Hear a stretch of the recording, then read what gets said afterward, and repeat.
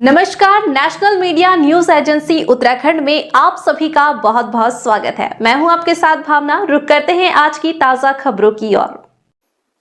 आपको बता दें कि त्रिस्तरीय पंचायत चुनाव को लेकर जहां भारतीय जनता पार्टी के प्रदेश अध्यक्ष महेंद्र भट्ट के द्वारा मंडल स्तर पर विकासनगर और चक्राता क्षेत्र में बैठक की गई, तो कांग्रेस पार्टी के शासनकाल में उत्तराखंड में शिक्षा मंत्री रह चुके मंत्री प्रसाद नेथानी आज विकासनगर पहुंचे और उनके द्वारा एक प्रेस वार्ता का आयोजन किया गया, जिसमें कि उन्होंने 12 जिलों में हरिद्वार जिले को छोड़कर हो रहे त्रिस्तरीय पंचायत चुनाव के संबंध में पत्रकारों के साथ वार्ता की। उन्होंने कहा कि कांग्रेस पार्टी के द्वारा त्रिस्तरीय पंचायत चुनाव में कांग्रेस के समर्थित प्रत्याशी खड़े किए गए हैं। उन्होंने कहा कि कांग्रेस पार्टी के प्रत्याशियों को जनता जिताने का काम करे। उन्होंने चुनाव आयोग के बारे में कहा कि चुनाव आयोग भारतीय जनता पार्टी की गोद में बैठा हुआ है और उनके इशारे पर चल रहा है। उन्होंने भारतीय जनता पार्टी पर तीखे प्रहार किए। तो आइए सुनवाते हैं क्या कहा है पूर्व शिक्षा मंत्री उत्तराखंड मंत्री प्रसाद नेथानी ने।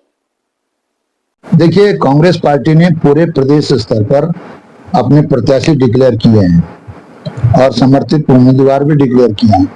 तो निश्चित तौर से कांग्रेस पूरी मजबूती के साथ त्रिस्तरीय पंचायत चुनाव में खड़ी है और हमारे प्रत्याशी बड़ी मजबूती से चुनाव लड़ रहे हैं।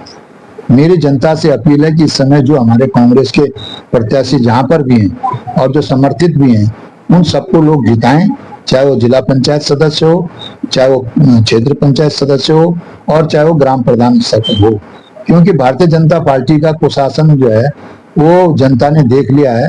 जनता बहुत त्रस्त हो चुकी है। विकास के नाम पर क्षेत्र में जो विकास होना चाहिए वो निश्चित तौर से भ्रष्टाचार की बलि चढ़ गया है। तो जो आज माहौल है, मैं इस विषय पर सबसे पहले उन ग्राम पंचायतों को, उन क्षेत्र पंचायतों को मैं बधाई देना चाहता हूँ जिन्होंने अपने यहाँ से निर्विरोध लोगों को चुना है। मैं उन लोगों को बहुत बहुत बधाई देना चाहता हूँ और जो प्रत्याशी जीत करके आए उनको हमारी तरफ से भी, कांग्रेस की तरफ से भी बहुत बहुत बधाई।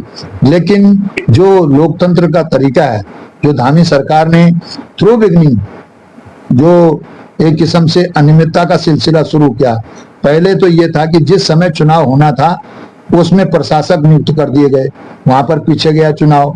उसके बाद फिर दोबारा चुनाव आरक्षण के मामले पर कोर्ट में लटका, फिर कोर्ट में अभी डिसीजन हुआ नहीं। चुनाव आयोग ने, जो उनकी गोद में बैठा हुआ है चुनाव आयोग सरकार की, उसने सीधा आचार संहिता डिक्लेयर कर दी, चुनाव डिक्लेयर कर दिया।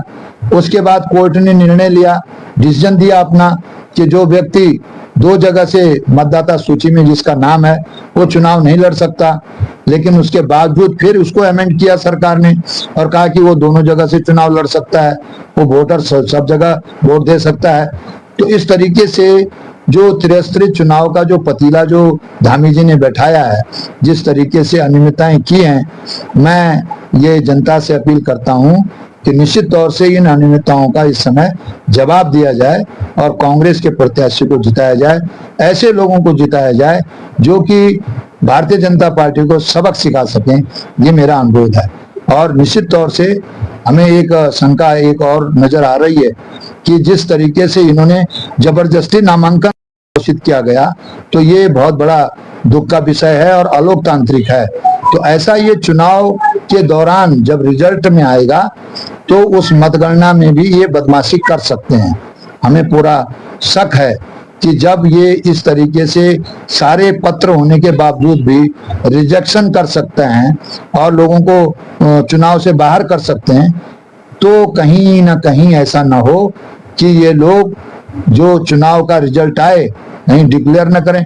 क्योंकि नगर पंचायत और महानगर में भी इन्होंने कई जगह ऐसा किया, रिजल्ट डिले कर दिया, वहां कुछ गड़बड़ कर दी, उसके बाद रिजल्ट डिक्लेयर किया।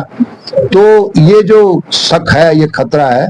निश्चित तौर से हमारा माननीय राज्यपाल जी से और चुनाव आयोग से पुनः हमारा ये अनुरोध है कि चुनाव जब डिक्लेयर हुआ उसमें गड़बड़ हुई, चुनाव का नामांकन किया गया उसमें गड़बड़ हुई, चुनाव की प्रक्रिया में जिस तरीके से व्यवहार किया जा रहा है उसमें गड़बड़ी हो रही है, और जो रिजल्ट आएगा उस रिजल्ट में भी कहीं ये गड़बड़ी न करें।